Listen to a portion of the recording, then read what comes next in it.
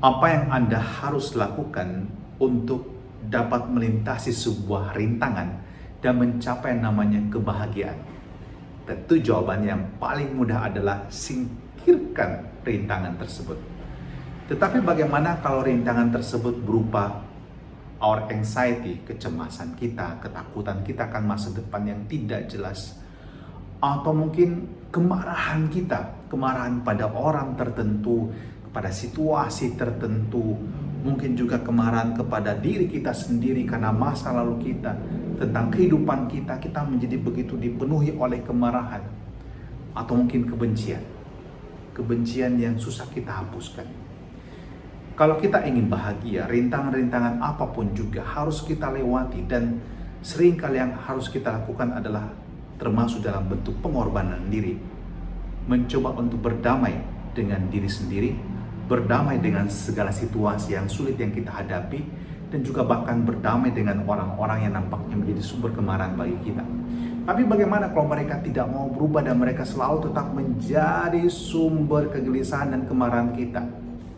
Anda harus set boundaries tentunya.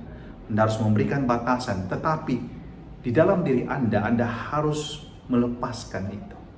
Anda harus melepaskan kemarahan tersebut. Anda harus melepaskan semua kekecewaan tersebut dan hidup dalam kedamaian.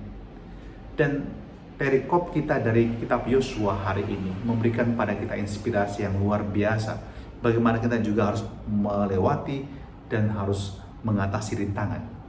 Yosua dipilih Allah untuk memegang tongkat estafet, mengantarkan bangsa Israel masuk ke negeri Kanaan.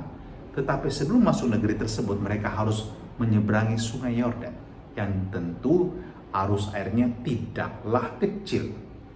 Mereka tentu bertanya mereka bagaimana melakukan itu.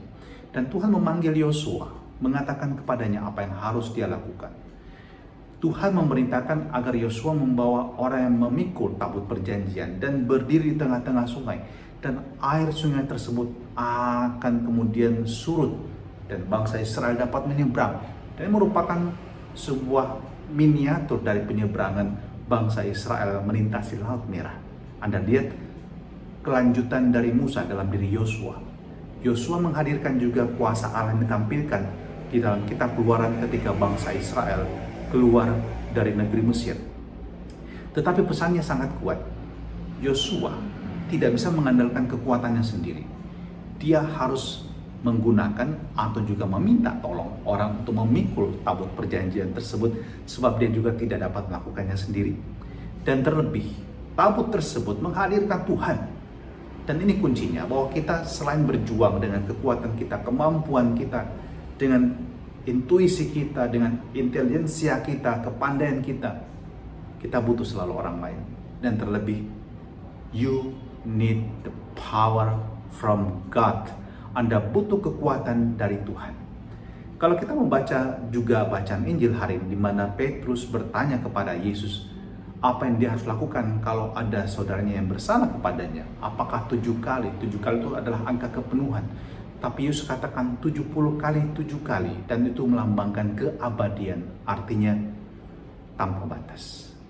Maka jika Anda ingin melewati semua barrier tersebut, sebuah halangan yang besar yang Anda harus hadapi dan Anda harus lewati, jangan pernah menyerah. Terus lakukan apa yang bisa Anda lakukan tanpa batas. Usaha yang tanpa kenal menyerah. Singkirkan semua ketakutan terus menerus. Singkirkan semua kemarahan terus menerus. Jangan pernah memberikan batasan, mengatakan cukup sampai di sini. Tidak.